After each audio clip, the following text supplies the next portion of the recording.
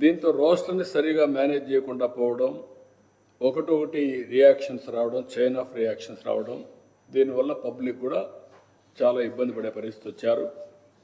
కడాను వాళ్ళు క్షమాపణ చెప్పి డబ్బులు కూడా తిరిగి పే చేశారు, కానీ ఇన్కన్వీనియన్స్ మాత్రం విపరీతంగా జరిగే పరిస్థితి వచ్చింది. అదే మరిగా ఈరోజు ఎన్డీటీఎల్ నిబంధనల ప్రకారం ఇండిగో సంస్థ మరొక టైం కూడా ఇచ్చారు. దీంతో 1-2 రోజుల్లో ఇంప్రూవ్ అవుతుందని చెప్పి ఒక అసెస్మెంట్కి వచ్చారు.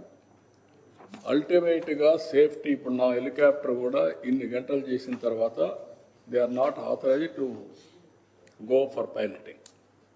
ఇలాంటి నిబంధనలు ఉంటాయి. ఆ నిబంధనలు అమలు చేశారు కాబట్టి ఇలాంటి ఇబ్బందులు వచ్చాయి.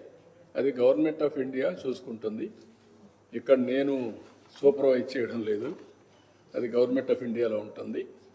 ఓసారి అనూహ్యంగా 1 or 2 ఇలాంటి సమస్యలు వచ్చినప్పుడు అన్ఎక్స్పెక్టెడ్ ఇప్పుడు 60-65% ఇండిగో సర్వీసెస్ అని రన్ చేస్తుంది.